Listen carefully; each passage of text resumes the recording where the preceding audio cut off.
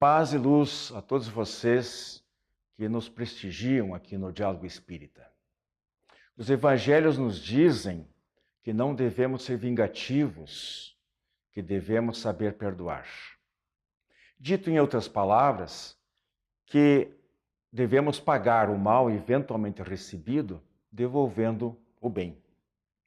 Oferecer a outra face, andar 2 milhas com aquele que nos pediu companhia para andar juntos uma, e a quem nos tirar a capa, entregar também a túnica. Tudo muito bonito, muito cristão. Mas será que nos dias de hoje é possível nós agirmos assim? Literal, ou pelo menos figuradamente? E a nossa preservação, os nossos direitos, as nossas necessidades? Tudo isso você terá aqui no Tema Livre, pagar o mal com o bem. Para ser espírita, temos que ser médiuns? Esta é a pergunta que nos foi enviada e que será respondida por Carlos Augusto Parchin. E as razões dos fatos, nós não podemos deixar de tecer alguns comentários em torno da tragédia de Brumadinho. Diálogo Espírita está no ar.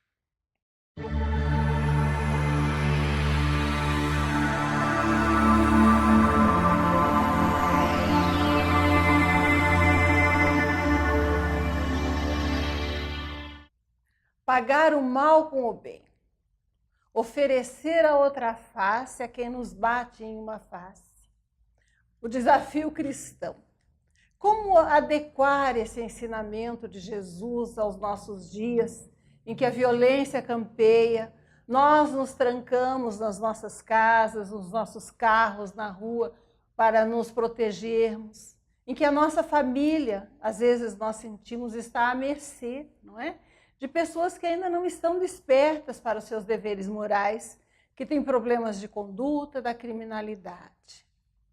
O desafio de Jesus, mais atual do que nunca, nos conclama a raciocinarmos, a refletirmos a respeito da aplicação desse tema ante a nossa realidade. Para discutirmos o tópico, nós estamos aqui com o Parchin, com o Joilson, que nos acompanham, e vamos tentar relembrar juntos, refletir sob a ótica da doutrina espírita. Como fazer para oferecermos a outra face? O que sabemos é muito difícil. Quando a ofensa é pequena, é fácil até esquecermos, deixarmos para lá. Quando a ofensa é grave, alguém atinge a vida de um ente amado, a sua segurança, ou a calúnia nos ataca insidiosa por trás ou aos nossos entes queridos, é preciso um esforço maior. Nós gostaríamos de perguntar ao Joilson, considerando que a lei de Moisés, não é? O que ainda hoje se lembra muito, dizia olho por olho, dente por dente, embora não nos 10 mandamentos, né? Onde teve origem o ensinamento de pagar o mal com o bem, que hoje até a ciência, né, trata desse assunto? Lembrando que não foi nos 10 mandamentos, né? Não. Não está lá. Não. Mas isso aí já é muito antigo. E quando nós temos a oportunidade de pegar, ler, de estudar aquele livro, Missionários da Luz, e vemos que ali Jesus ele preparou uma equipe de espíritos para vir antes dele, trazer a mensagem, preparar o terreno para que, quando ele viesse, a coisa já estivesse melhor, né? Aí a gente vê o que é a doutrina espírita, também a grandiosidade da doutrina espírita e do ensinamento do Cristo, porque esse ensinamento ele vem muito antes de Cristo. Tem em diversas culturas, né? Diversos contextos da história. E aí quando você pega a história e pega esse livro Missionários da Luz e consegue fazer esse paralelo, aí você vê o quão grande é essa doutrina espírita. Mas vamos lá. Começou então no zoroatrismo, cerca de 660 anos antes de Cristo, onde já dizia-se assim, um caráter só é bom quando não faz a outros aquilo que não é bom para ele mesmo.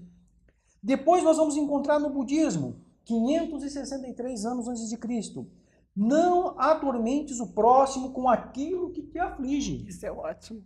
Veja só. No confucionismo, 550 anos antes de Cristo, não façais aos outros aquilo que não quereis que vos façam. Então já vem lá do confucionismo. No hinduísmo, E no hinduísmo, está lá numa das obras clássicas do hinduísmo, que é o Mahabharata, e dentro desse livro, que o Mahabharata ele é composto por 5 livros, se eu não me engano, no hinduísmo, o mais conhecido seja o Bhagavad Gita. Lá também, 300 anos antes de Cristo, dizia assim: esta é a suma do dever, não faças aos demais aquilo que, se a ti for feito, te causará dor. Então vejam que já vem lá de trás. No judaísmo, 200 anos antes de Cristo, o que é odioso para ti, não faças ao próximo. Esta é a lei toda, o resto é comentário. No islamismo, também cerca de 570 anos antes de Cristo, nenhum de nós é crente até que deseje para seu irmão aquilo que deseja para si mesmo. E no cristianismo, né, o próprio Jesus, citado por Mateus, lá no Sermão da Montanha, ele disse assim: portanto, tudo o que quereis que os homens vos façam, fazei-o também a eles. Então você veja que o negócio é muito antigo. Esse sentido de retribuir, né, o mal com o bem. Sim, e veja que o ensinamento ele vem muito lá de trás, e aí também a gente nós vamos nos deparar com aquela máxima da doutrina espírita, né, quando diz assim que a evolução não dá saltos. Então, como você falou aí no início, essa questão de nós perdoarmos, esquecer, dar outra face, não é fácil. E olha só há quantos 2.500 anos ou mais vem sendo falado. Veja que interessante uma coisa que você citou. Às vezes tem pessoas que têm maior dificuldade de perdoar quando a vida de familiares é tirada, né? Como, por exemplo, num ato de terrorismo, temos tantos aí. E o próprio Islã ensina, né, que você tem que pagar o mal com o bem, tem que oferecer o seu esforço de perdão, de reconciliação, perdão. O que significa o quê? Que, na verdade, né, esses movimentos de violência, eles não atendem a nenhuma das religiões vigentes, né? São extremos. Correto. E você, Pachi, como é que a gente pode conciliar o mal com o bem, com a necessidade de reprimir o mal, de proteger a sociedade, com a necessidade de nos defendermos, de impormos limites, porque a preservar nossa família, preservar nossa vida, nossa segurança é um dever moral também. Na verdade, o Cristo usa imagens fortes, né? Quando ele diz oferecer a outra face, porque nós, por exemplo, na violência física, jamais podemos fazer isso, não é? Seríamos agredidos novamente e colocaríamos a nossa própria vida em risco. Ele coloca no sentido muito mais amplo. Na verdade, o mal que se faça a nós, não é?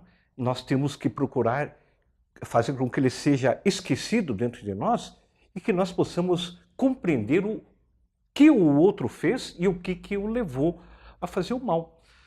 A vida de hoje conturbada, a sociedade com seus problemas, com toda a questão da violência, evidentemente isso não nos quer dizer que nós devemos ficar abertos a que tudo isso nos ocorra, mas sim nós temos as nossas precauções, mas quando nos acontecer algo, procurarmos tirar a lição que vem disso, principalmente quando essa lição é da ofensa moral, da ofensa àquilo que nós acreditamos e não o físico. Nós temos a obrigação de exercitar, pagar com o bem, que é o esquecimento e o perdão verdadeiro, não é? E sempre que possível, a reconciliação. Às vezes não é possível reconciliar, mas só o fato de eu perdoar verdadeiramente, de eu esquecer, isso é sim uma reconciliação. Então, neste momento, nós temos que adaptar para essa vida moderna. Claro, protegermos a nós e a nossa família, entendemos como o mal ocorre e por que ele ocorre.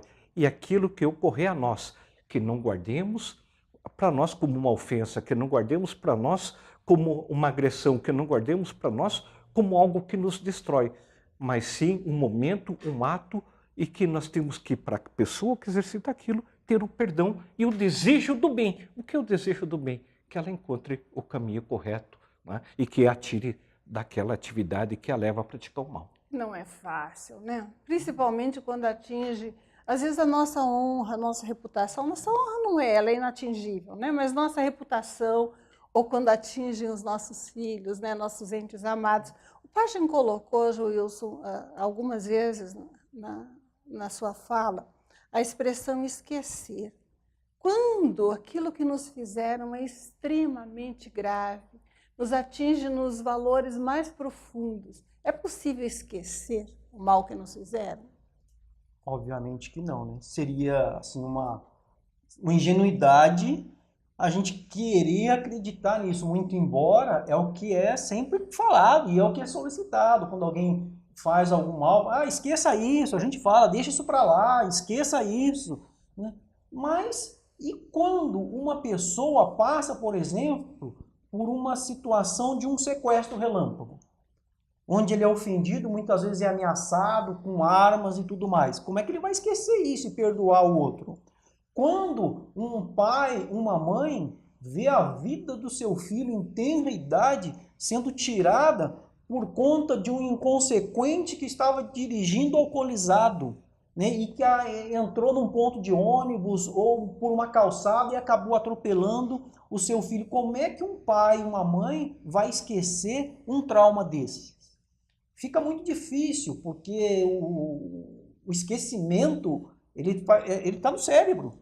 Então seria meio que ingênuo nós queremos esquecer completamente todas essas situações. Agora, o que nós devemos trabalhar, sim, é o sentimento que nós temos em relação ao fato que aconteceu. Se eu conseguir, porque o próprio Cristo ele já disse lá, né? Amai ao próximo como a si mesmo. Então você tem que aprender a se amar. Então você tem que o perdão primeiramente, ele tem que ser para você. Porque a partir do momento que você consegue trabalhar essa questão do sentimento, o sentimento de raiva em relação àquela situação, e você consegue olhar para aquela situação de uma forma mais neutra, aí sim você já está no caminho e já começa ali o perdão. Porque é muito diferente de eu lembrar dessa situação com aquele mesmo sentimento de raiva, com aquela mesma carga emocional. Não vai conseguir perdoar. Então nós temos que fazer o quê? Trabalhar o sentimento em nós. Quando você trabalha o sentimento em você, aí você consegue então trabalhar a questão do perdão com mais facilidade. Talvez eu não tenha me feito entender. Esquecer é exatamente no sentido do sentimento. É verdade, memória não se apaga. Ainda mais de fatos graves. Mas, biblicamente e filosoficamente, no Evangelho não se fala de memória. Se fala esquecer. Não é? Esquecer o quê? O sentimento ruim. Esquecer a agressão. Esquecer aquilo que eu considero uma coisa muito grave. O fato jamais, né? Nem pela hipnose se consegue retirar um pensamento de dentro. Mas o esquecer não está nesse sentido, né? Ele está no sentido de que realmente, se eu ficar me incomodando o meu sentimento e aquilo continuar me revoltando, eu jamais perdoarei. E se não perdoar, quem fracassou? Somos nós. Exatamente. Aproveitando a tua colocação, né? Se eu não perdoar, eu que fracassei. E que eu não consigo esquecer. Gente, se eu perdoei, eu deveria conseguir enfrentar a lembrança de uma forma positiva, né? Mas cada vez que eu lembro do que aconteceu a um filho amado, alguém que me fez mal, ainda bate uma tristeza na gente, né? Enquanto eu fico triste com a lembrança, você acha que eu não perdoei ainda, de verdade, Pacha? Não. A tristeza é inerente ao ser humano. Né? Sempre que algo, né, atinge o nosso sistema consciente, isso é uma coisa que foi triste, traz imediatamente para nós a tristeza. Eu perdi um filho em circunstâncias trágicas, até hoje, de vez em quando, vejo aquele pensamento e me deixa muito triste. Eu fico triste, né, com tudo aquilo. O que eu não posso é deixar que a tristeza se transforme em ódio, em raiva, em vontade de vingança, e que eu volte a ter raiva daquela pessoa, né, ou daquela circunstância. Tristeza não significa falta de perdão, não. Significa lembrança que desperta alguma coisinha que fica lá, e quanto nós somos imperfeitos e ainda o somos, ela ficará dentro de nós. Mas não é isso, não. Isso o juiz colocou bem, o nosso esforço, né, a nossa questão de tentar trabalhar o sentimento, isso é que vai nos levar ao perdão. É interessante nós lembrarmos, né, que o Evangelho segundo o Espiritismo nos diz que nós temos que oferecer a outra face, né, Joilson? Mas que, na verdade, isso não significa abdicar de retirar o mal, né, que possa nos atingir. significa uma atitude de não agressão e de compreensão. O que a ciência moderna, o que os psicólogos nos lembram a respeito disso, é que perdoar é uma opção daquele que foi vítima, mas uma opção que o tira da condição de vítima. Ele para de ser a pessoa que foi atingida e se torna autor da própria vida. Ele deixa de poder colocar na mão do outro o poder de ainda hoje entristecer a sua existência, sombrear a sua vida com a lembrança de um ato já do passado e se torna o autor da sua própria existência. E é isso que Jesus queria dizer quando nos falou para oferecermos a outra face, que fôssemos os heróis da nossa vida, que superássemos a mágoa, entendendo o processo ainda primitivo daquele que é agressor e colocando a nossa visão, a nossa mente nas coisas boas que ainda temos e na certeza de que mesmo a morte, ela não é definitiva no sentido de que acaba com alguma coisa. Nossos entes amados estão vivos e continuam conosco em espírito. Muita paz. A Casa Editora Oclarim divulga há mais de um século a luz e o conhecimento da doutrina espírita com valioso conteúdo, de belíssimos romances a esclarecedoras obras doutrinárias. Conheça, divulgue e compartilhe a lucidez do Espiritismo. Casa Editora Oclarim. Acesse www.oclarim.com.br.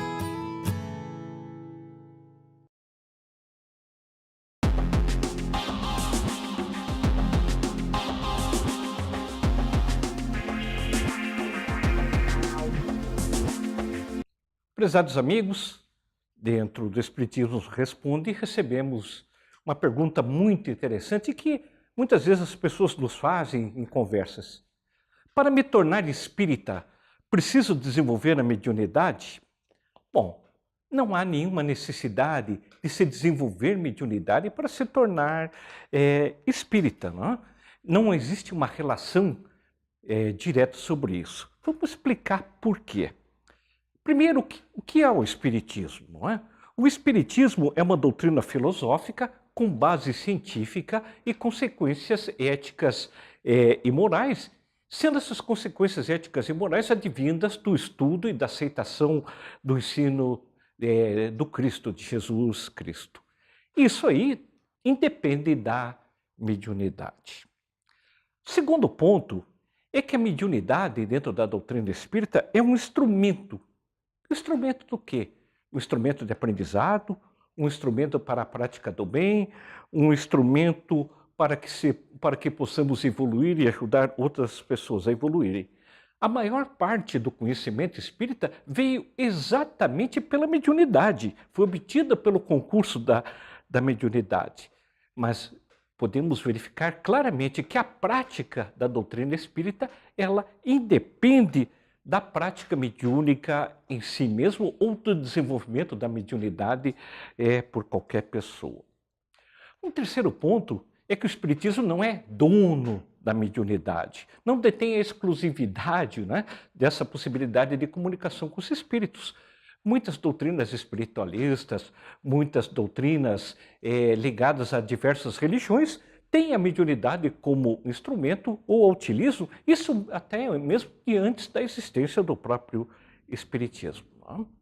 Dentro disso, nós vamos verificar alguns pontos importantes dentro daquele objetivo maior do Espiritismo. Porque o Espiritismo, como doutrina filosófica de bases científicas e morais, busca levar a seus praticantes o quê? Que eles busquem o conhecimento das leis naturais e das implicações dessa lei natural na vida de relacionamento. Que tenham por base do relacionamento com os seus semelhantes com a natureza a prática do bem, do amor, do respeito, da caridade e principalmente que busquem o aprendizado, a evolução, o aperfeiçoamento, se tornando melhor a cada dia. E que com isso contribua também para que a sociedade evolua, que a sociedade se melhore a cada dia. Claro que para isso a mediunidade pode ser e deve ser e é utilizada como instrumento, como falamos, para a prática do bem, para a prática da caridade. Não? devemos nos lembrar que só pode ser médium, aquele que realmente atua como medianeiro entre o plano espiritual e o material, a pessoa que tenha a possibilidade orgânica, a aptidão orgânica para tal, que depende da glândula pineal ou do corpo pineal, que antigamente chamávamos epífise. Não é?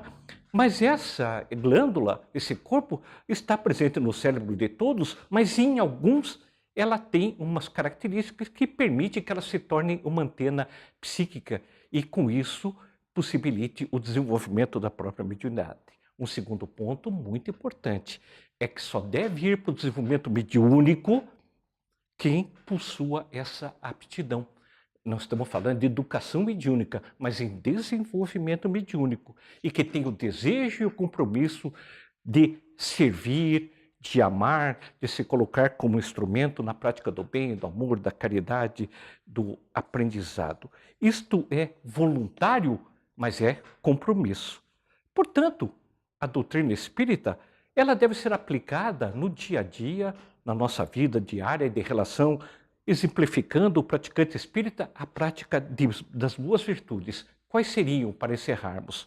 O amor, a caridade, a tolerância, o perdão, a compreensão, a solidariedade, a justiça, a honestidade e a ética. Tudo isso independe da mediunidade. Continue mandando as perguntas, que teremos muita alegria em responder.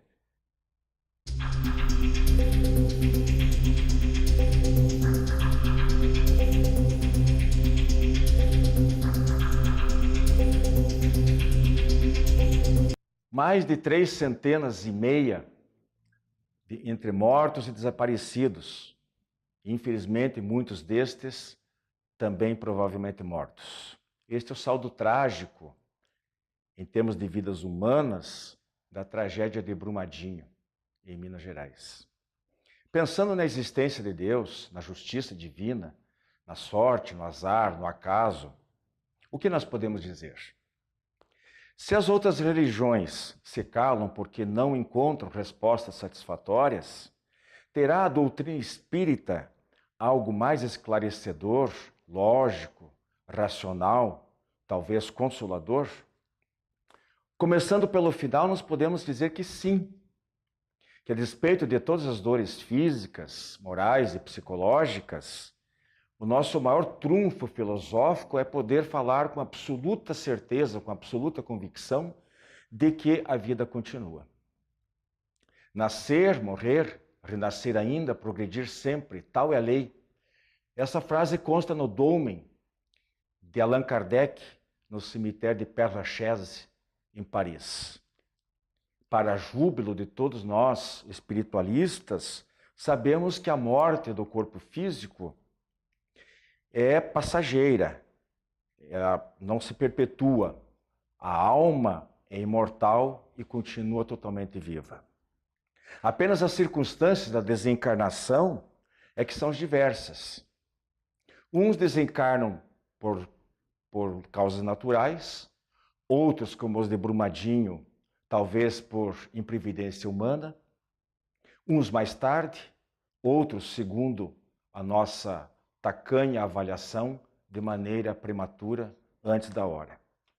Exemplos como o do funcionário que mora da companhia, da Vale, que residia em outro local e que estava lá somente para uma reunião, ou dos turistas daquela pousada, nos indicam a possibilidade de que, pelo menos em alguns casos deles, os fios sutis do destino tivessem sido tramados de tal maneira que eles fossem ali reunidos a fim de atenderem um compromisso especial em suas trajetórias espirituais. Mas pensando bem, os moradores da região também não se enquadrariam neste caso, apesar de já estarem ali instalados há mais tempo? Provavelmente sim. Quem sabe? Nós não temos como fazer especulações a respeito. O fato é que, embora a visão dos espíritos instrutores, a visão que eles tentam nos passar a respeito da transitoriedade da vida, ou sobre uma certa desimportância da morte do corpo físico, mera transição da alma de uma dimensão para outra, Nós não podemos negar que ela, a morte, especialmente quando nas condições atípicas como essas, acabam impactando muito todos aqueles que partem e também aqueles que aqui permanecem.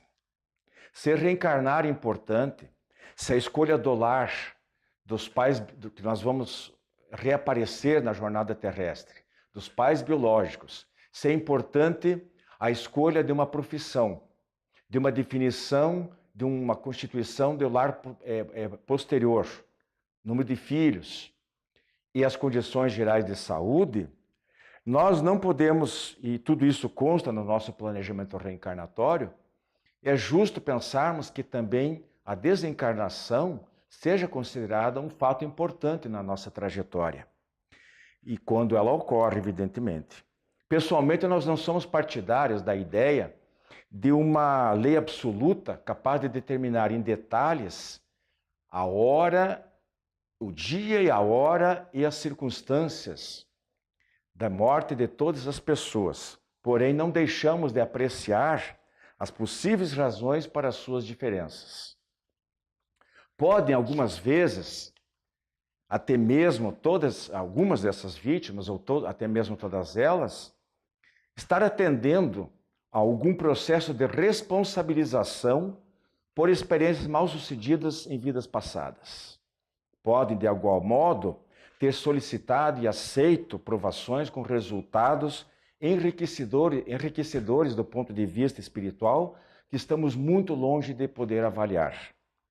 Podem simplesmente, um ou outro, ter concluído o prazo de permanência recomendado, conveniente para esta reencarnação, partindo mais cedo para o mundo espiritual, daquilo que é habitual ou esperado. E pode alguém, finalmente, ter sido surpreendido por algo que não constava necessariamente no seu quadro de experiências. É o que podemos deduzir da questão 738 do Livro dos Espíritos. Obtendo, apesar disso, dizem os instrutores espirituais, uma ampla compensação no futuro. Até a semana que vem, paz a todos. Você que é distribuidor ou administra uma livraria espírita, não pode deixar de conhecer os livros da editora O Clarim, de Matão, São Paulo. Mais de 200 títulos à sua disposição, de primeiríssima qualidade, como recém-lançado, Até que a Morte os Reaproxime, autoria de Lourdes Carolina Gagetti. Quais as consequências do orgulho e do preconceito? Uma jovem racista que fere e magoa enfrentará a própria consciência. Pedidos para o clarim@oclarim.com.br, o telefone 16 33 82 10 66 ou pelo Clube do Livro Espírita de Curitiba em adepr@adepr.com.br. Prezados amigos, nós estamos relembrando aqui o livro Admirável Mundo em que Vivemos, da nossa autoria. Convidamos vocês a fazerem contato através da Associação de Divulgadores Espíritas do Paraná para maiores informações de como adquiri-lo ou através do e-mail wilson@adpr.org.br ou do nosso telefone também, 32780961. O livro é composto de 9 capítulos tratando de inúmeros assuntos da nossa atualidade sob a perspectiva da doutrina espírita.